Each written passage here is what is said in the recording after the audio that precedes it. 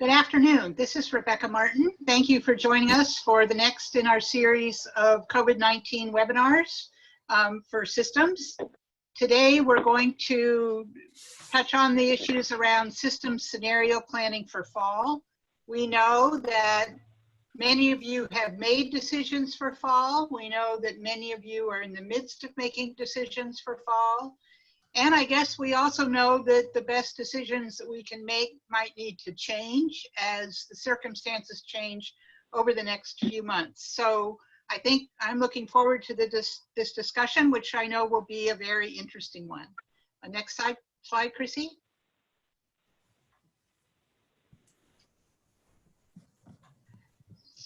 And you can go past this one to the next slide.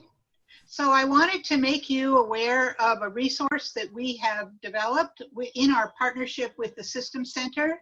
I think those of you that have been with us before know that the Systems Center at the University of Albany is really providing backbone support to NASH. They've been working with us for well over a year on a myriad of different activities, but now with the crisis that we're all facing with COVID-19, they have really stepped up to provide active support in a number of different ways. And so these folks, I think you all know, Jason Lane, Nancy Zimpher, Maria Kahn, and David Epstein, have all been involved in various events that we've put on, as well as in our webinars.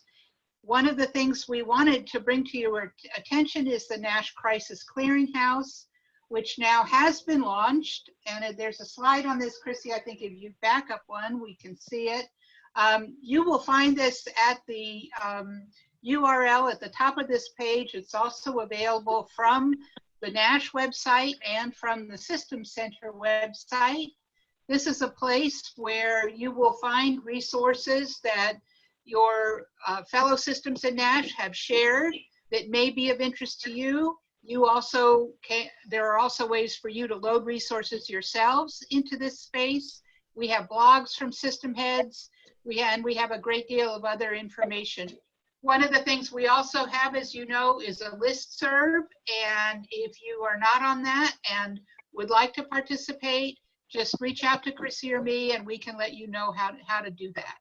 So today we have 4 people on our panel, and which Nancy Zimpher from the Systems Center is going to moderate, Ron Anderson from the State University System, Ted Carter from the University of Nebraska System, Rosemary Haggett from the University of North Texas System, and James Miner from the California State University System. I know they all have great stories to tell, and we have a lot to learn from them. What we're going to do is Nancy will moderate the panel as you're listening to them. If you have any questions, if you would just put those into the chat, and we will be able to incorporate your questions into the conversation as we move through this webinar. So the chat is the best way to do that.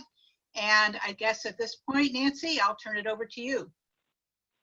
Terrific. Thank you, Rebecca, and thank you to our panelists and all of our participants. I don't know about you, but every day starts with the Chronicle Inside Higher Education. I also tap into EdWeek because I want to know what the K-12 schools are doing as well. And things were just in a little bit of limbo until Inside Higher Ed decided to give us 15 scenarios, which we could all use in our planning. And as you know, if you clicked on one of those scenarios, you got another 3 or 4 pages worth of what that scenario meant. That was April 22nd. I had to go back and look, time flies, that we used to set up this website, but so much has happened since, including the May 12th announcement by Cal State University and our good friend Tim White about the decisions of that system. Then I just couldn't believe on a Saturday morning a document called The Case Against Reopening. In addition to 15 scenarios, there were 16 points about why we shouldn't open. Another one 4 days later on colleges aren't reopening. Granted that these opinion pieces and articles were interlaced with campuses announcing they were going to reopen. And then another article, misguided rush to reopen, then more campuses are going to reopen.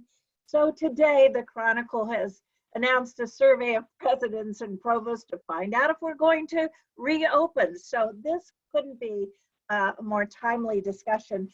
Our plan is 3 to 5 minutes from each of our 4 panelists to just tell us what's going on with their system. And then we're really going to open it up to you. I will say, which was hinted at in the promo, in the announcement for this webinar, it would be interesting if instead of the public narrative that all of this is about enrollments and budget, that we have our own narrative about how important it is to serve our students, our community, and our state, and for that matter, our nation. And whether or not there's anything in common in this discussion that we might want to turn into a statement about our highest priorities and interests, even though I think, as Rebecca said, June and July are still to come, and we don't really know what all the implications are as states have reopened and governors are making announcements. The latest I saw today in New York is that there would be an announcement in June with implications for schools and colleges, which suggests that some of the decision-making really lies, as you well know, in the governor's office in many instances. So we're going to go alphabetically, Ron, Ted, Rosemary, and James, and then get you involved as quickly as possible. So Ron Anderson, welcome from Minnesota State. Great, thank you, and good afternoon, everyone. Just for a brief bit of background, Minnesota State system is comprised of 37 institutions, 7 regional comprehensive universities, and 30 two-year colleges. So that's the context we're working from. We have a single board and function as a broad system with quite a bit of difference in latitude across institutions. As we've been planning for fall, we've had to back up and look at where we stand currently with spring. We are just coming out of a stay-at-home order that our governor put in place through this past Sunday night at 11:59. And we have had limits on what we can do in terms of in-person instruction this past spring as well as currently. So right now, we remain unable to have in-person instruction outside of a pretty narrowly defined scope of courses that have to do with career technical education and direct entry into the workforce. So we have ability right now to educate students who are completing their programs and will be ready to graduate from this spring, but we do not yet have broader authority. So as we've been looking at fall, one of the open questions for us is at what point will we get that authority? How will we complete spring semester courses with outstanding in-person components? And how are we going to navigate through summer and potential in-person components of courses for the summer term as well? We've been working from really 3 very broad scenario sets, one being the most unlikely and the one that many of our folks, of course, wish we would be in, which would be back to a pretty typical on-campus experience with the majority of courses being available online and face-to-face, more heavily on face-to-face than online. Traditionally, we've had about a quarter of our FYE generated by online courses. So with so many two-year colleges, we have significant career technical programming and professional programming requiring labs and other hands-on types of experience. So trying to navigate that has been a big challenge for us. So the second scenario, which we believe is the most likely, is that we will be back on campus and having some face-to-face instruction, but heavily online as well, and that the face-to-face instruction would be limited to those areas where there are course objectives that can only be met through a face-to-face or in-person lab setting, or those courses where the content really is best delivered in that venue and does not lend itself well to an online course offering. The third scenario then is one where we are back in what we had been in coming out of this spring semester, which was a very restricted distance education only. At the very end of April, beginning of May, we were able to bring back again just a small subset of folks for in-person instruction. So the guidance that we've been giving as a system is to assume the most likely scenario, which is that scenario B, which would be a combination of in-person as well as predominant online and distance education, but be ready to pivot to either a scenario where things open up more broadly or where they tighten up again. And as we've been having conversations with campuses, we've been seeing some very good and intentional thinking about, at the course level, folks examining what the course objectives are, determining what is the most appropriate and effective instructional delivery, how likely is it we'll be able to execute on that, particularly in light of physical distancing requirements and requirements from the Minnesota Department of Health and the CDC relative to other kinds of health and safety protocols. So we have been struggling mightily with calls on both sides of the perspective, if you will, on make a declaration right now, exactly what we're going to do in the fall. Others are doing it. Why aren't we? We should be saying we're going to be open, or we should be saying we're only going to be online. That's one end. And then on the other end, people saying it is way too early to tell. We don't even know if we want to come back. Do our faculty and staff want to come back? Do students want to come back? So that's probably one of the most difficult things as a system we've been navigating from a communication standpoint, and clarifying that planning scenarios are just that. This is what we are planning to be able to do, but recognizing that we will not know until August what we will actually be able to do. So that's where we stand. We have been working with our campuses to also just provide them some questions to respond to and considerations as they're planning their fall semesters, specifically focusing on academic course design and delivery, and a series of questions and considerations and tasks related to that, as well as continuing education, customized training, student service design and delivery, enrollment management considerations, and student life and student development. So trying to help our campuses think through and talk through each of those aspects, and then share practices across the institutions so that folks can learn from one another as well. Hey, one quick question, Ron. About the community colleges, one of the articles I failed to mention is most community colleges are going to stay remote. I don't know how accurate that is. What is the alignment of these questions and issues of the 2-year to the 4-year? I know you mentioned the composition of the system. Right, yeah, and that's been one of the largest challenges we've had really in the 2-year sector, is determining how we're going to manage the career technical education programs. For our universities, there are fewer programs that have the same kind of in-depth, in-person kind of requirements. We do have a group that just started talking in the last week about thinking through how we deliver career technical education differently in the future, and how we can move away from some of that dependence. Again, finding a right balance there. But right now, we're struggling. Thankfully, because we have a lot of common programs across our institutions, we're able to learn from some campuses that have been more innovative than others in terms of finding alternative simulation activities or other kinds of technology-mediated instruction that we haven't historically used. But we're very concerned. Our technical colleges, our technical community colleges, are very concerned about the ramifications for their programs long-term if we remain in a much more restricted posture. Thank you. We'll come back, Ron. We so appreciate it. Ted Carter, great to have a system head in our midst. Keep us honest here, and we'd love to hear what's happening in Nebraska. Ted?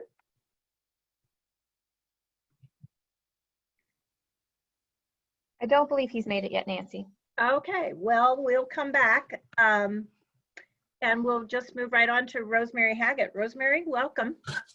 Thank you very much. And I got bounced off of Zoom, so I missed Nancy's comments, most of them, and the beginning of Ron. So I'm going to maybe not follow directions, but I'll tell you what I was going to talk about. So, you'll be fine.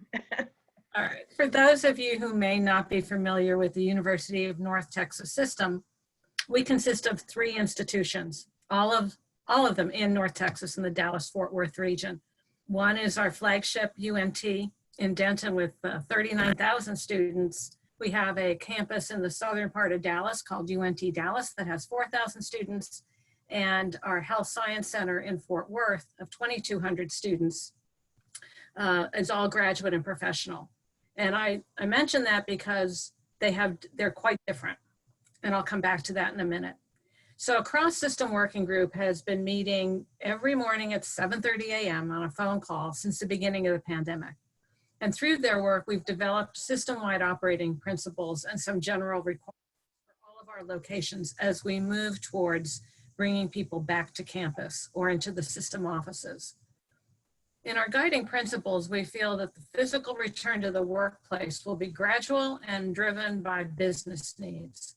We're doing telecommuting now, the vast majority of us, and we'll probably continue to do that at least through the end of June in system headquarters or system administration. And overall, we believe that we need to focus on minimizing risks by simultaneously optimizing services and performances that we give to our institutions and our institutions provide to our students and faculty. The other thing that has come out importantly out of this working group has been system-wide risk management guidelines, and they're really focused around health and safety. So, and they're aligned with CDC guidelines and the guidelines of the state of Texas. They would include our guidance on social distancing, no more than 6 feet. At least 6 feet, no more than 10 people, discouraging congregating, the use of PPE, particularly requiring the use of face masks, the minimum guidelines for cleaning and sanitation on our campuses and in our system buildings, self-assessment, reporting, testing, tracing, and travel guidelines, which is basically no business travel with very limited exception. But as I mentioned at the beginning of my comments, we have 3 very different institutions in terms of their size and the profile of their student body. And so each has started to work in its own planning, its own development of scenarios. And they've used committees on the campus to do that. Let me say a few things about our flagship at UNT as an example. So the campus committees there are organized around academic affairs, student life, operations and physical safety, safety and incident management, and research. How do you bring research back to a Research One institution? They're all following the system guidelines. They've putting together a communication strategy, which we've talked a lot about over the last couple of weeks as being really important. And I'll come back to this a little bit later too. They've developed a tagline: stay smart, stay strong, stay safe. They are the Eagles. UNT are the Eagles. And so they're using that as a fun approach to begin to build messaging for when students return and faculty return to campus. Wash your talons, bird feet on signs that say, take a stand, perch here for social distancing, and developing a culture of community care, caring about each other, and trying to use that approach rather than a regulatory approach. So the sign for wearing a mask will read, heroes here wear masks. UNT is planning to reopen in a phased manner. Right now, as I mentioned, employees continue to work from home or remotely, I guess I should say, and they'll return as necessary to increase productivity, teleworking, and service reasons with built-in flexibility and with the understanding that we may need to go back to telecommuting immediately if conditions worsen. A lot of this information, by the way, that I'm sharing with you is on our UNT system website and the institutional website. So you'll find some of it here. So their phased approach begins now with a sort of run up to a pre-operational phase, preparing the campus for students and a more personal interpersonal interaction. That runs through July 1. As they bring back staff that need to prepare the campus for that. Phase 1, July 1, opening the campus to some limited student engagement, offering some summer 2 classes face-to-face, a few of them, and preparing for fall 2020. Keeping those safety procedures in place, no groups larger than 10, limited students and faculty on campus, staggered work schedules, and hybrid delivery options. And then finally, phase 2 would be opening in fall 2020 with many changes in this new normal. Continue to provide social distancing and enhanced safety procedures, delivering a lot of blended classes, prioritizing face-to-face where it's needed the most, working with freshmen, perhaps seniors, experiential learning for face-to-face.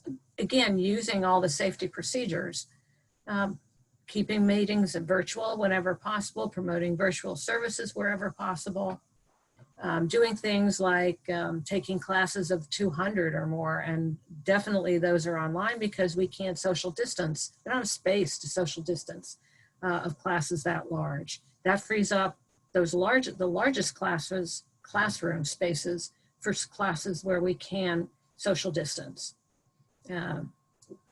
Similar to our colleagues at the University of Texas who made an announcement yesterday, we are considering not returning to campus after Thanksgiving and finishing the semester remotely, but we have not made any decisions about that.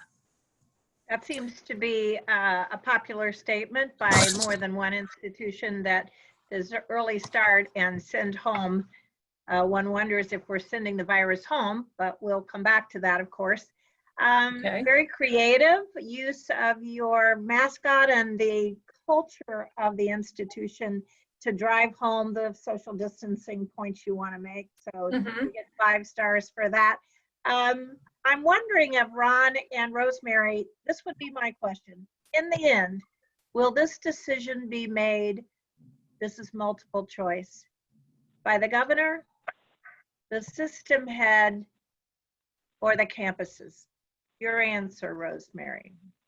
In the end.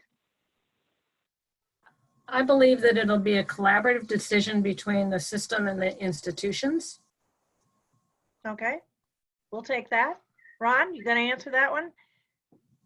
Yeah, I think for us, first of all, the governor is going to be the one that's going to be dictating what the parameters are under which we can operate, right? So within that, then as a system, we'll be working to make sure we're aligned with that, but we will have different configurations across our campuses, without doubt, in terms of the extent to which folks are online and in person, dictated by what their programmatic mix looks like, as well as their own physical facilities and what's possible in order to retain the distancing and other requirements.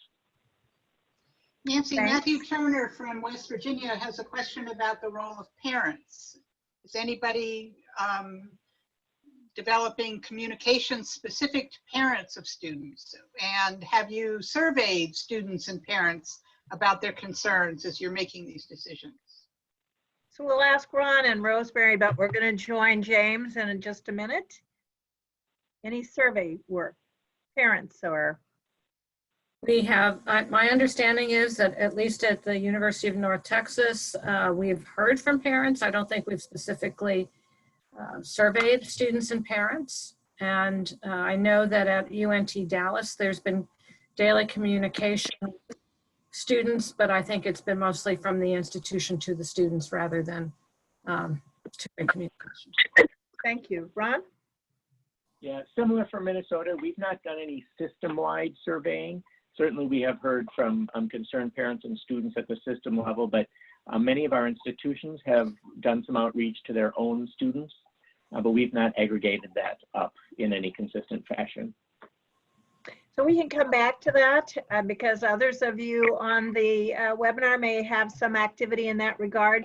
I don't want to put any pressure, James, but you do understand that there's been a lot of attention devoted to the decision made by the Cal State University system back on the 14th of May, or 12th of May. A lot has happened since then as well. So welcome. I don't know, Chrissy, that President Carter is with us yet, but I'm sure he will be. James? Well, thank you. Good morning, everyone, and maybe good afternoon to some of you who are not this far west. I want to make, Nancy, if it's okay, just 3 quick points in about 5 minutes, given how much has been public about the CSU's decision. 30 seconds of context. Many of you may know the CSU is a very large and very diverse public university system that enrolls more than 480,000 students across 23 campuses. We're nestled between a very large California community college that serves 2.3 million students and the University of California system, which is far more research intensive. About 50% of our students are students of color, and about 43% of them are Pell eligible, and you'll see why that's important. The state tuition for the CSU is $5,742 annually. That is lower than the maximum Pell Award this year, and that will be important too. The 30 seconds of context would not be complete without a mention about the state budget. As a public institution, maybe 95, 100 days ago, we were proudly kicking and scratching over what was a $20 billion surplus in the state of California. 95, 100 days later, we're looking at a $54 billion shortfall, which changes all of the planning and context around the financial underpinning of the institution. As for fall planning, Nancy mentioned if you watched the news at all last week, the likelihood that you saw our Chancellor Tim White on any number of national broadcasts articulating the decision for the CSU to announce delivery of virtual instruction for the fall with very limited campus operation. The decision was based primarily on three factors. One, clearly the health and safety of the CSU community.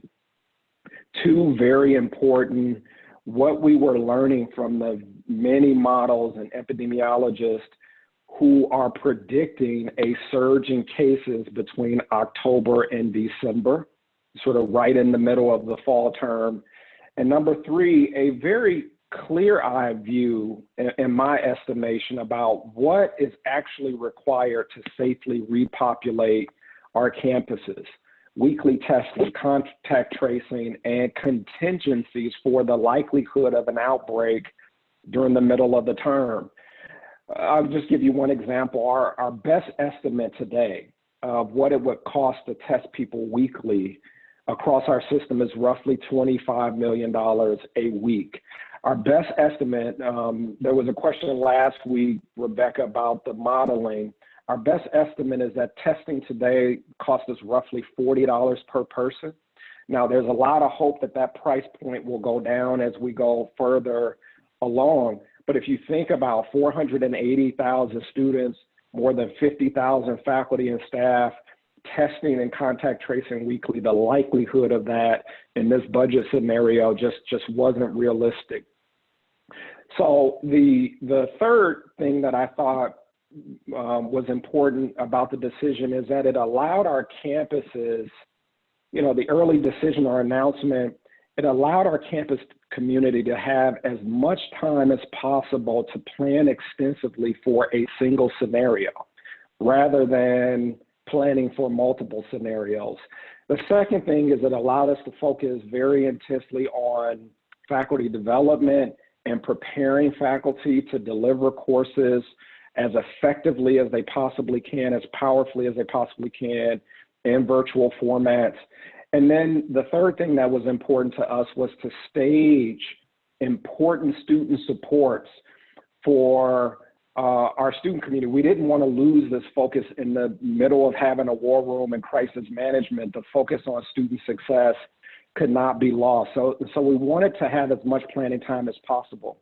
Final thing I'll say, just by way of the principles, Nancy, that we're trying to develop, I want to make a case to keep two things in the middle of this discussion. One is student support. And let me tell you why. We enroll roughly 65,000 new students each year. On a good day, in a good year, many of those students would have arrived to our campus less prepared to be successful in their first year of college.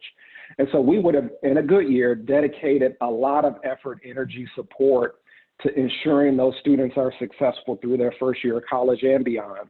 The question now is, how do you do that virtually? And how do you support our most vulnerable students? And then the second thing I would encourage us to think about is equity.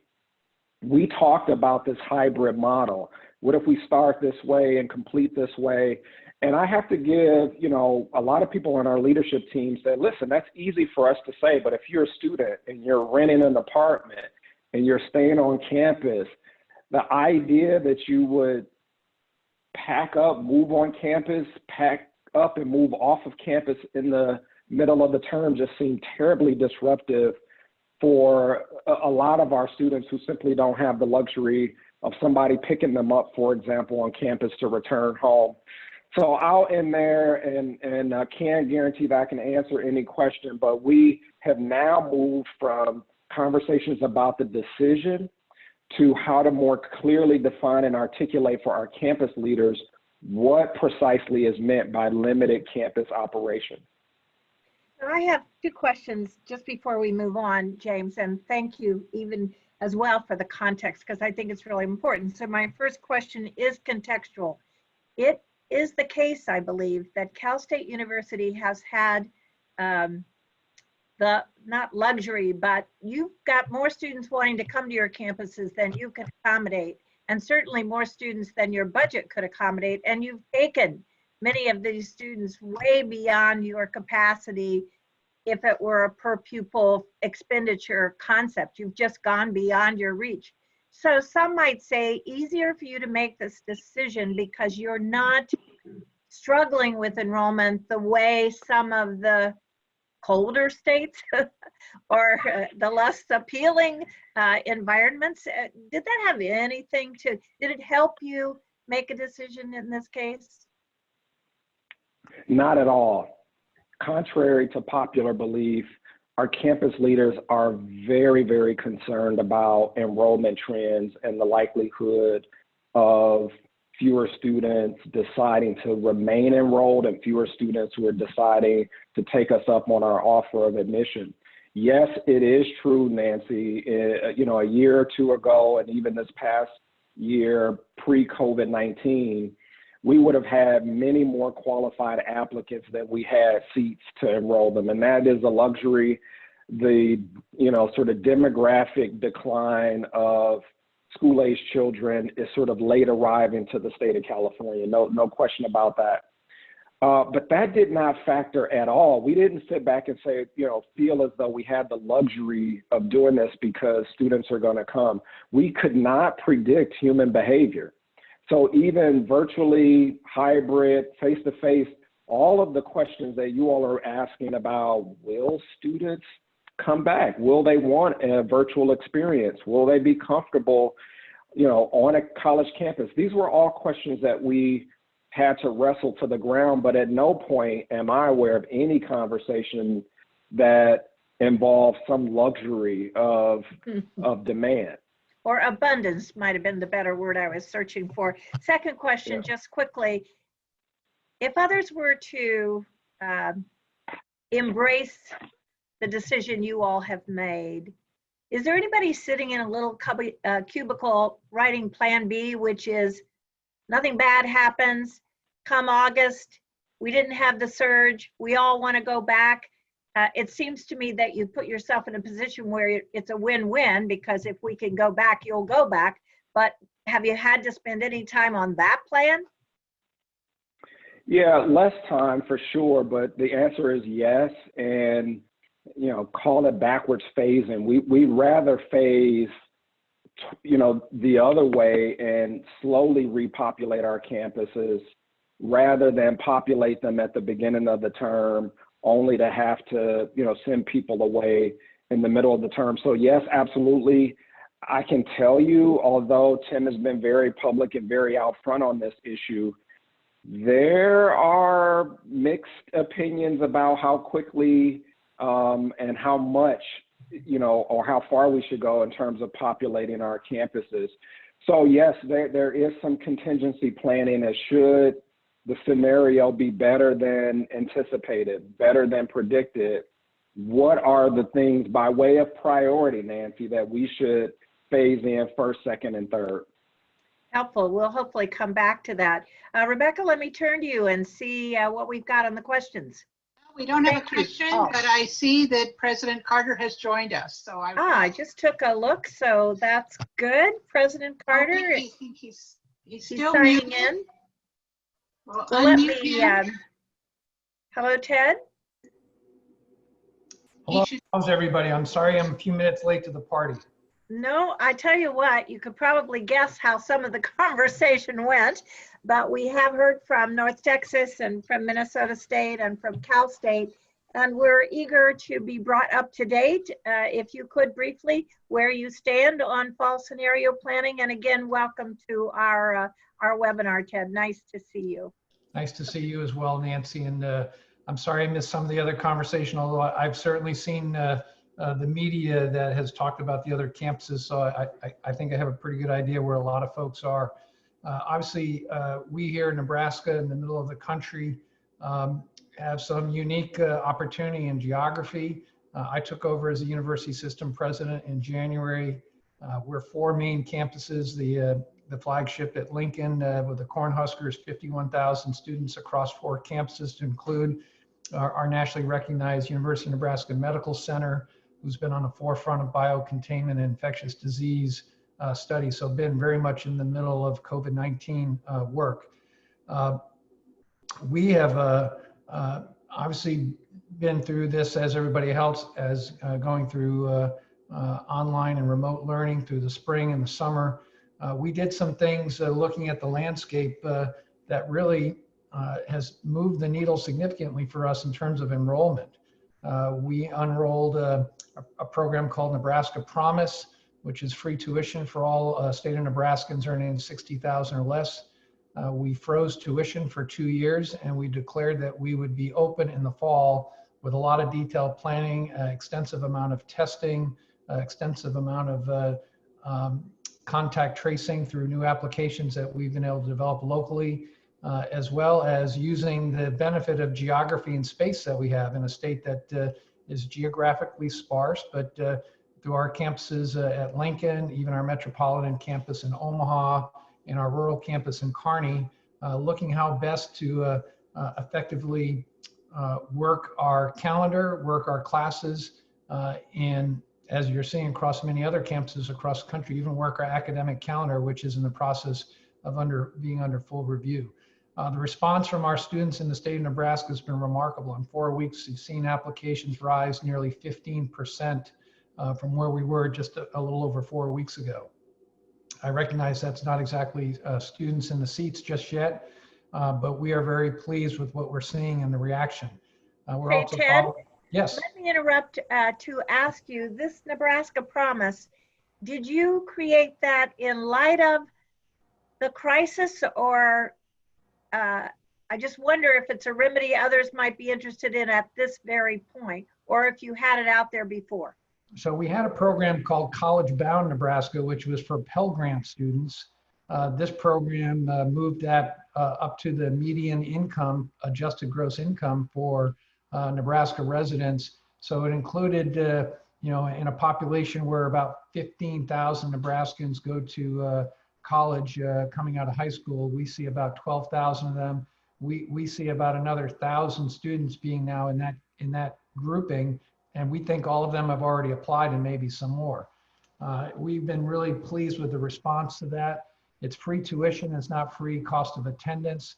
And I believe that, you know, as our North Stars I've declared here is to maintain the trust and confidence with our students that we're doing everything for them. And those have been the actions. I actually had an idea to enroll this within my 5-year plan when I came here in January. The COVID-19 gave us the opportunity to roll it out at almost the exact right time. We extended applications into the summer, our financial aid to 1 June. And we, like I said, we've seen a tremendous response. Yeah, thank you. Much appreciated. We'll hear more as we get into some of the questions. Again, I want to thank the panelists. So Rebecca, I know we have a queue, and let's start with Joe Bachman from Maryland. The question is the digital divide. Did that motivate any of the decision for CSU? We're hearing so much about the haves and have-nots in terms of digital capacity. James, and others of you. So sure, just quickly, the short answer is yes, absolutely.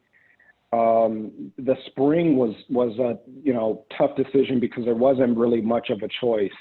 And, you know, we heard right away that this was a problem. Although, you know, the state of California is large, it is very urban in many respects, and it is also very rural in some respects. And so we've got campuses that are located across the state.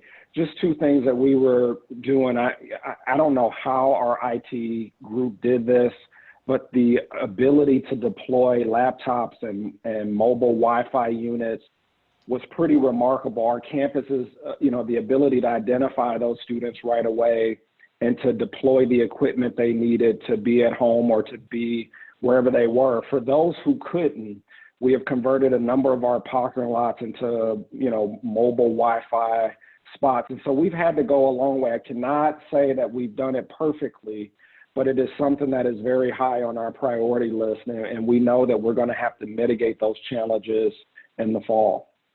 So for many of us, the spring immediate conversion was a test pad for where the gaps were and of course continue to be. Rebecca? So I'm wondering, and I'd be interested in hearing from those of you that are thinking seriously about returning to the campus, how you're thinking about faculty and students who may not be comfortable coming back into the physical environment of the campus because of their own health issues. What are you planning for those folks? I'd be happy to take that on because Yes. that's clearly something that has to be thought through. And there isn't a one size fits all. I mean, this fall semester is going to be unique to anything I think we've ever done before. We've certainly learned a lot by being in remote education and online education through the spring and the summer. So we will accommodate those that either have underlying conditions or have reasons to not be comfortable in front of even a small group that's spread out to teach their classes. They may be teaching in a classroom adjacent and piping that in virtually. We're also recognizing that there will be some students that may not have a desire to be on campus. We took a full look at all of our online programs, our online pricing. We adjusted those. As many campuses, online education is more expensive than in-person education, and we adjusted those to be the same price. So I didn't want to over-advertise the remote education, but I wanted to certainly make it available.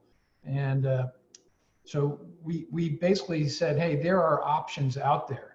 And like many campuses, I think the final answer will be something of a blend. It won't be all on campus. It won't be certainly true remote, but I think there'll be the right answers to all that. And you know, just as all of us are figuring out, higher ed is going to have to be able to shift to meet the needs of the students and the faculty members. Yeah, you know, one of the things we've observed is that we made a shift about as fast as any industry in the country. When you think about it, I know we have a sense in which we move slowly, but when you think about how quickly we moved to remote, wasn't perfect, no question about it, but as an industry, we did make quite a shift. A question has come up around faculty development and readiness. I know I'm working with an institution that just surveyed the faculty, and 20% of the faculty who responded, which was in the hundreds of respondents, 20% did not have a laptop or access to a desktop. I don't know how much, again, the question was asked about surveying to try to get a better fix. We did a little surveying as NASH. We have those data. We can go back to them. But the question really is how many resources do you really have to apply to faculty development, with a little promotional comment that maybe this is a place where NASH could be helpful in making faculty professional development seminars and webinars available across our membership. So I wonder, Ron, James, Rosemary, Ted, who's doing faculty development? Do you have the resources to do what you want? Ron, and then Rosemary? Sure. Yes. Yeah, we have a pretty robust faculty development network across our system. Within the Academic and Student Affairs Division that I lead, we have a unit called Educational Innovations that supports that work along with all the educational technology and online education, but only one person that's working with faculty development. So it's really a dispersed model. We've done a lot of work this spring and now moving into the summer to help support our faculty moving from that emergency remote instruction into intentionally designed online instruction. So that's where we're putting a lot of our efforts. And we utilize faculty development experts on our campuses to provide that training along with some of our own staff, but to provide it statewide. I will say, for those of you familiar with Taking Student Success to Scale, TS3, and many of the institutions, systems in our membership are engaged, the response to webinars on issues of student success generally has been pretty impressive, and I think will only grow. I'll come back to this question of sharing what we're doing one system to another. Rosemary, what are you doing at North Texas? Yeah, you know, when we had to move to remote, we converted 7,700 courses in about a weekend, it seems, or at least that's what I was told. But we also had a robust online presence before then, which really helped. It positioned us well to do that. Our VP for Digital Strategy created a set of portals, Learn Anywhere, Teach Anywhere, Work Anywhere, and also, so depending on whether you're faculty or employee, staff, or students. And we also created something called Course in a Box about the same time as the pandemic. And that's what's being used now to, as was just mentioned, take those remote instruction and align it more with good online practice. Any sense of the pooling of these resources for the access of the membership? Any head nodding? Any maybe? Well, I'll just mention that, you know, back early on, it seems like so long ago, but I guess maybe it was 6 weeks ago, we did a webinar like this on remote learning. And there were some terrific resources that were shared from the University System of Maryland, the University of Wisconsin system, and the SUNY system. Those are on the Nash Clearinghouse, I believe, that I mentioned earlier. I know that you can get to a link for the webinar there, but also, which was a great conversation if you weren't part of that. But there were resources there that might be useful for sharing with your campuses. We would be very interested in hearing from all of you about whether or not doing something like this from Nash for Nash system campuses would be helpful. And, you know, we could go back to those same great presenters and do that. That webinar was really focused at the system level because we were thinking about how can systems support this work for campuses and their faculty. But if you'd like us to think about a campus level webinar or series of webinars, we'd certainly be interested in that. So you can just chime in, or, you know, put something in the chat, or send me an email once this is over with your thoughts on that. Just quickly, if I, yes, James. I'm sorry, just quickly, I want to just raise this issue. Maybe there are some good ideas here. You know, many of us might agree that you can't do the same level or have the same intensity of faculty development for every single faculty member. I mean, the likelihood of that is low. And so I'm just curious, is there any thought given to if you could prioritize how to do it, where to do it, with which groups of faculty? Is there any thinking about how to tier faculty development, assuming in the very short time we have between, you know, the end of this term, the summer, to have a group of faculty ready to go in the fall? Is there any thinking about how to prioritize who gets what when? James, one of the things we learned in this campus-based survey was the vulnerability of adjunct faculty in their ability to deliver remotely because they may not have the regular access. So looking at the ratio of who's teaching and who's starting the fall, it might not be as obvious as we think who might need have the greatest professional development needs. Other comments on this from anybody in our participant pool? Yes, hi, Joe. One of the ways that we at Maryland we've been doing this is to think how what are the biggest hits that we would have? How could we affect most students? So one of the things that we're doing is looking at the large courses and figuring out how best to deliver those, either in remote or in a mixed model, if you will, thinking that we would in fact make more impact on more students if we had that as one of our top priorities.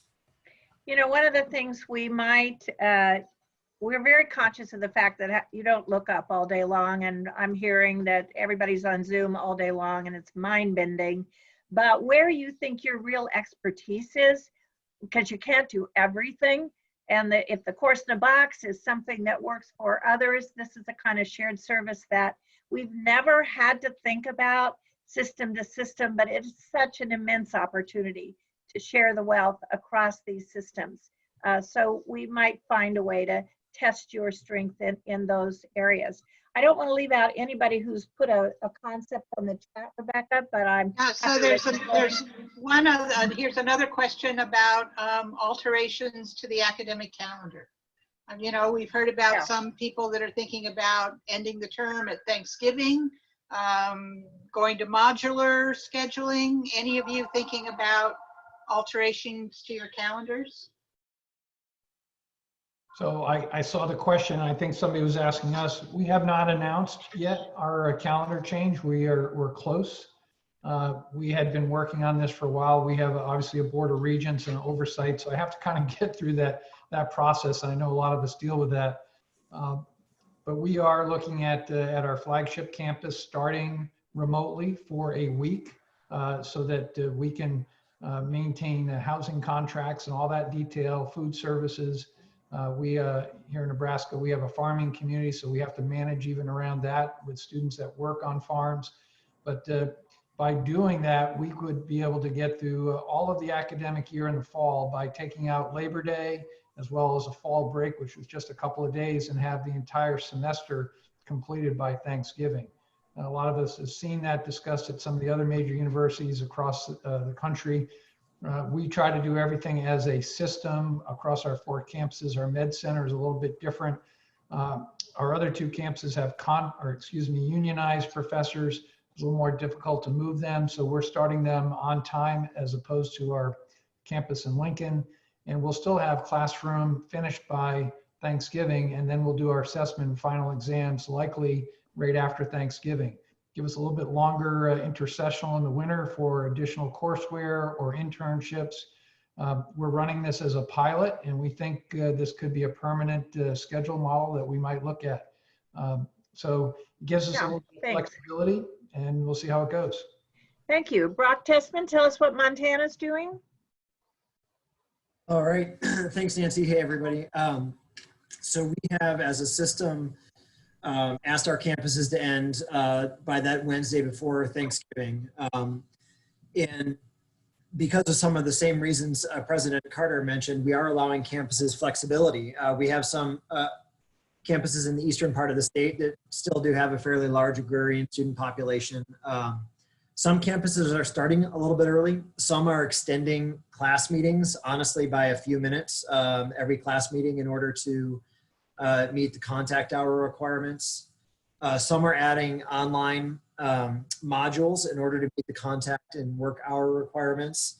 Some are looking at swapping out holidays. So for example, working with faculty and staff leadership and swapping out, we have an Election Day holiday, we have Veterans Day, Labor Day, and swapping those out for other holidays later in the term. And we are allowing campuses to deliver some remote final exams after Thanksgiving. So we do become a permanent schedule change as well, just like President Carter mentioned. Well, I think the clock is ticking, and I want a moment to go back to Rebecca Martin, our fearless convener here. Ron and Ted, President Carter, Rosemary and James, we're grateful that you agreed to come and tell your story and respond to questions. This is such a pivotal time. I'm encouraged that those who spoke talked about a set of principles that your system has developed and are operating against. I will never get over my commitment to collective action and how powerful it is when you educate 5 million undergraduates in America. We have great sway, and we have the opportunity to inform the public narrative about our commitments. So we're going to dredge out some of these principles that you're using and see if there's some kind of public statement we might make as systems, given the heft, given the sheer number of students we are responsible for. And I think that's a narrative that could really help all of us in our state context and nationally. So thank you for your participation and your engagement, and we're thrilled that you've all come to this webinar. And I want to thank you, Rebecca, and Jason Lane, who's been with us all along. So back to you. Great. Well, thank you, Nancy. And thanks to all, let me add my thanks to all the panelists, and also to Nancy and the System Center for the great support that you've been providing Nash through these webinars, as well as a number of other resources. I would like you to encourage you to, think about what Nancy said about sharing resources. You can easily do that by uploading your resource into the clearinghouse, and you can go there on your own, but you can also look for some specific information from us soon about that. You can also look in the second week of June. We'll be back with another in our webinar series, this time on academic readiness of students for a fall COVID-19 semester, which we know will be very different than any we've ever done before. So we hope to see you then. And in the meantime, stay healthy, stay safe, take care, and we'll see you again. Thanks very much for joining us today. Thanks, Thank you everybody. Good all. to see you all.